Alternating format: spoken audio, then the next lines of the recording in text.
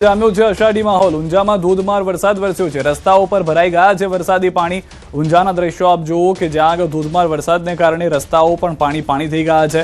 ભારે પવન સાથેનો વરસાદ જોવા મળી રહ્યો છે। જે વીજળીઓ ગુલ થવાની ફરિયાદો આવી રહી છે તે તેના કારણે જ, કારણ કે આ મિની વાવાઝોડા જેવી જે પરિસ્થિતિ છે તે જોવા મળી રહી છે। સામાન્ય રીતે આવો વરસાદ તો ચોમાસામાં પણ જોવા નથી મળતો હતો, તેવો વરસાદ ભર ઉનાળે હાલમાં જોવા મળી રહ્યો છે। ભારે પવન ફૂંકાઈ રહ્યો છે। કેટલાક કાચા મકાનો, કાચું જે બાંધવામાં આવેલા સામાન છે તે તમામ ઉડતા પણ અહીંયા આગળ જોવા મળી રહ્યા છે। તો મહેસાણા જિલ્લામાં અલગ અલગ વિસ્તારની અંદરથી સમાચાર છે અને તમામ જગ્યાએ ભારે પવન સાથેના વરસાદ જે છે તે જોવા મળી રહ્યો છે। રસ્તાઓ પર પાણી ભરાઈ ગયા છે। ભર ઉનાળાની અંદર આવા દ્રશ્યો જે છે તે જોવા મળી રહ્યા છે। મહેસાણા જિલ્લામાં કરા અને પવન સાથે વરસાદ। વિસનગર, બહુચરાજી, સાંપાવાડા સહિત ગ્રામ્ય વિસ્તારમાં કમોસમી વરસાદને લઈને વાતાવરણમાં ઠંડક પ્રસરી ગઈ છે। કમોસમી વરસાદથી ખેડૂતોને ભારે નુકસાનીની ભીતિ જે છે તે જોવા મળી રહી છે। તો મહેસાણામાં આંધી તોફાન સાથે વરસાદ, ઉનાવામાં ભારે પવન સાથે વરસાદ। કમોસમી વરસાદથી માર્કેટયાર્ડમાં અફરાતફરી જે છે તે પણ સર્જાઈ ગઈ છે, કારણ કે કોઈ પણ તૈયાર ન હતું કે એટલો ભારે વરસાદ આવી જશે। સૌ કોઈને હતું કે માવઠું આવશે, થોડો ઘણો વરસાદ થશે, પરંતુ પાણી ભરાઈ જાય, ચોમાસામાં પણ ન હોય તેવો વરસાદ ભર ઉનાળે આવશે તે કદાચ કોઈ વિચાર્યું પણ ન હતું, જેના કારણે જણસીઓને પણ નુકસાન થયું છે।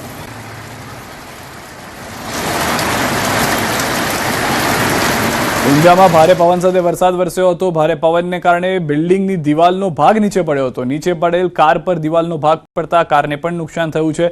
સદનસીબે ત્યાં કોઈ હાજર ન હોવાને કારણે જાનહાનિ ટળી ગઈ છે। ગાડીમાં મોટા પાયે નુકસાન થયું છે। ન માત્ર કાચા મકાનો પરંતુ જે પાકા મકાનો છે કે તેની છત પડતી હોય તેવા દ્રશ્યો જોવા મળી રહ્યા છે। ભારે પવન સાથે જે વરસાદ આવ્યો છે તેનું આ પરિણામ હાલમાં હોવાનું સ્થાનિકોનું પણ જણાવ્યું છે।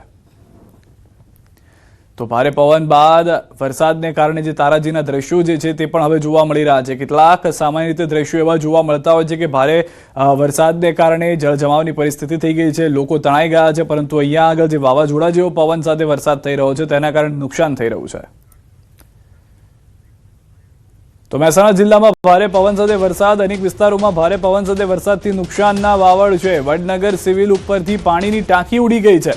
પાણી ભરેલી ટાંકી ઉડીને નીચે કાર ઉપર પટકાઈ છે। પાણીની ટાંકી કાર ઉપર પડતા નુકસાન થઈ ગયું છે। આ દ્રશ્યો આપ જોઈ રહ્યા છો કે ભારે પવનને કારણે આખી પાણીની ટાંકી જે છે તે ઉડી ગઈ હતી અને તે સીધે નીચે કાર જે પડી હતી તેના પર જઈ અને નીચે કાર પર પડતા નુકસાન કારને પણ થયું છે, સિવિલના સ્ટ્રક્ચરને પણ થયું છે। જે રીતના પહેલાના પણ દ્રશ્યો જોયા હતા કે ગાડી ઉપર આવી અને પાકા મકાનનો જે કાટમાળ હતો તે પડ્યો હતો અને હવે અહીંયા પણ એ દ્રશ્યોમાં જોવા મળી રહ્યું છે કે ઇકો કાર જે છે તેનો કચ્ચરઘાણ નીકળી ગયો છે। ઉપરથી સીધી જ ટાંકી આવી અને ઇકો ગાડી પર પડી છે।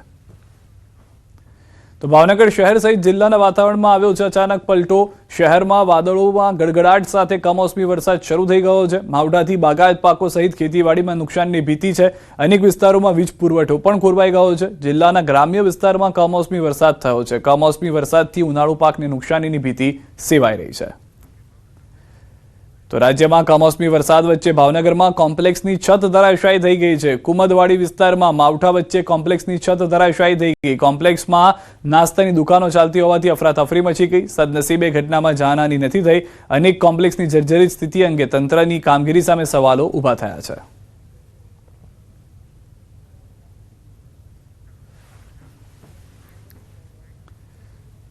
અને સમાચાર ઉપર હવે નજર કરીએ। નવસારીના બિલીમોરામાં થોડા દિવસે ફાયરિંગનો બનાવ થયો છે। ગોહરબાગ વિસ્તારમાં આવેલ ચંચળ જ્વેલર્સમાં ફાયરિંગ થઈ છે।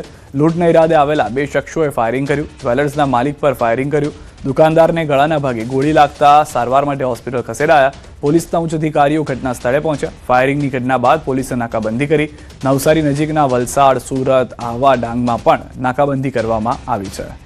તો ફાયરિંગની ઘટના બાદ પોલીસે નાકાબંધી કરી છે।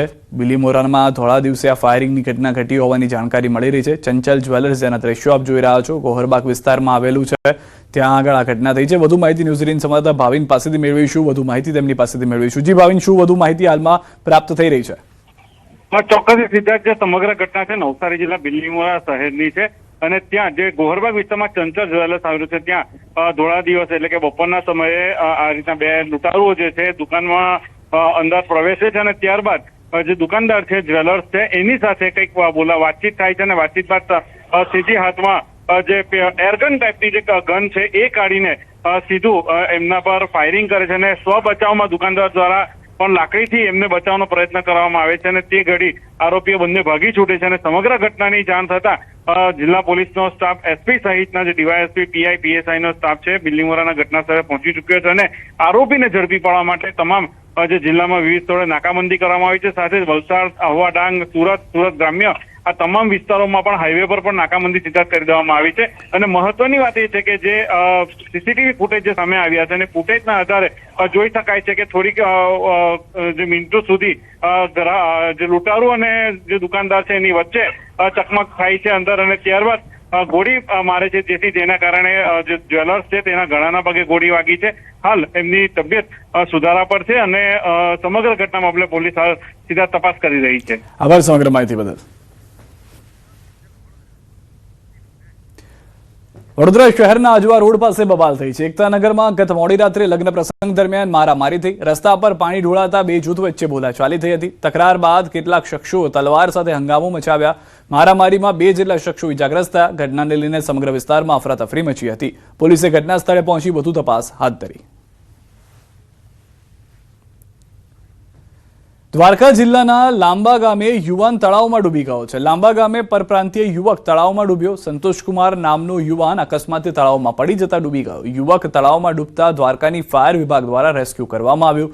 ભારે જહેમત બાદ યુવકના મૃતદેહને બહાર કાઢ્યો. યુવકના મૃતદેહને પીએમ અર્થે હોસ્પિટલ ખસેડી પોલીસે તપાસ હાથ ધરી છે. સુરતના વેસુ વિસ્તારમાં બાળકી તળાવમાં ડૂબી ગઈ. 11 વર્ષીય બાળકી સંજુ કુમારી મહારાનીનું તળાવમાં ડૂબવાથી મોત નીપજ્યું છે. ભગવાન મહાવીર કોલેજ નજીક તળાવમાં સર્જાઈ દુર્ઘટના. સમગ્ર ઘટના બનતા બાળકોએ જાણ કરી હતી, જે બાદ બાળકીની શોધખોળ કરવામાં આવી. જે બાદ ડૂબેલી હાલતમાં બાળકી મળી આવી, જેને મૃત જાહેર કરાઈ.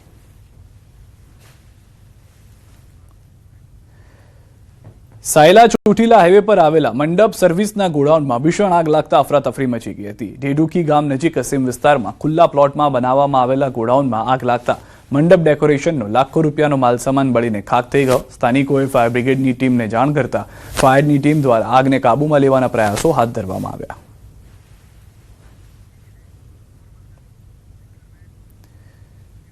પોરબંદર જિલ્લા પોલીસ અધિક્ષકની સૂચનાથી એલસીબી ટીમે દારૂના દૂષણને ડામવા સખત કાર્યવાહી હાથ ધરી છે. પેટ્રોલિંગ દરમિયાન પોરબંદર એલસીબી સ્ટાફે ડ્રોન કેમેરાની મદદથી તપાસ કરતા બરડા ડુંગર ખાતે ખોડિયાર નેશથી પશ્ચિમ તરફ વેકાના કાંઠે દારૂની ભઠ્ઠી ચાલી રહી હોવાનું બહાર આવ્યું હતું. માહિતી મળતા એલસીબીની ટીમે સ્થળ પર દરોડા પાડી કાર્યવાહી કરી હતી, જેમાં કુલ 47,174 રૂપિયાનો મુદ્દામાલ જપ્ત કરવામાં આવ્યો હતો. પોલીસે સ્થળ પરથી આશરે 1700 લીટર દેશી દારૂ બનાવવાનો હાથો, પ્લાસ્ટિકના 8 બેરલ, લોખંડના બોઇલર, ફિલ્ટર, બેરલ તેમજ તાંબાની નળીઓ સહિતના સાધનો કબજે કર્યા છે. સમગ્ર મામલે આરોપી નારણબાલા રબારી સામે રાણાવાવ પોલીસ સ્ટેશનમાં ગુનો દાખલ કરવામાં આવ્યો છે. હાલ આરોપી ફરાર છે અને તેને ઝડપી પાડવા માટે પોલીસ દ્વારા ચક્રો ગતિમાન કરવામાં આવ્યા છે.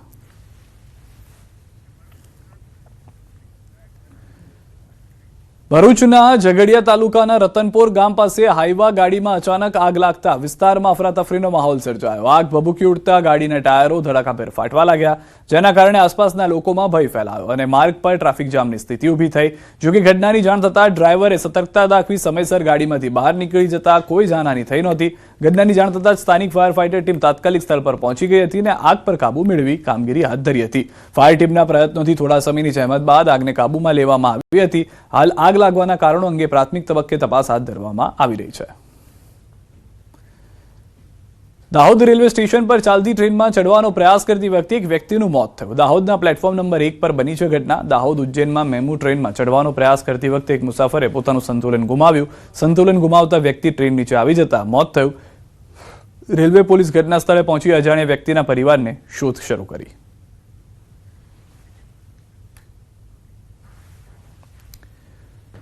પૂર્વ ધારાસભ્ય ભૂષણ ભટ્ટના નિવેદન પર રાજકારણમાં ગરમાવો આવી ગયો છે. ખાડિયાને પાકિસ્તાન બનતું અટકાવવાની વાત કરતા વિવાદ છેડાયો. ભૂષણ ભટ્ટના નિવેદન પર કોંગ્રેસના ધારાસભ્ય ઇમરાન ખેડાવાલાએ પલટવાર કર્યો. તેમણે કહ્યું કે ચૂંટણી આવે છે ત્યારે ભૂષણ ભટ્ટ આ પ્રકારના નિવેદન આપે છે. ખાડિયાને અમે પાકિસ્તાન નહીં થવા દઈએ. આવશે એવા લોકો પણ 2-4 દિવસમાં એ લોકો પણ આવશે. કેવા નામ, કેવા ચહેરા, કેવા લોકો, શું લઈને આવશે, બધું આવશે. પણ એને કહી દઈએ ભાઈ આ ખાડિયા અખંડ છે, ભારત માતા કી જય, જય હિન્દુસ્તાન. મારે તો ભૂષણભાઈને પૂછવું હતી કે ખાડિયા પાકિસ્તાન કેવી રીતે બને, અને જે પ્રમાણે તેઓ વાત કરી રહ્યા છે કે જે 2 ટર્મથી ધારાસભ્ય તરીકે હું ત્યાં છું, કોંગ્રેસ પક્ષનો ધારાસભ્ય છું, એક મુસ્લિમ ધારાસભ્ય છું, છતાં પણ ત્યાંના સ્થાનિક લોકોને કોઈ દિવસ એવું લાગ્યું નથી કે એક મુસ્લિમ ધારાસભ્ય હોવા છતાં ત્યાં અમને કોઈ તકલીફ પડી હોય કે કોઈ એવા નિવેદનો મારા તરફથી થયા હોય. પરંતુ એક રાજકીય રીતથી જે પ્રમાણે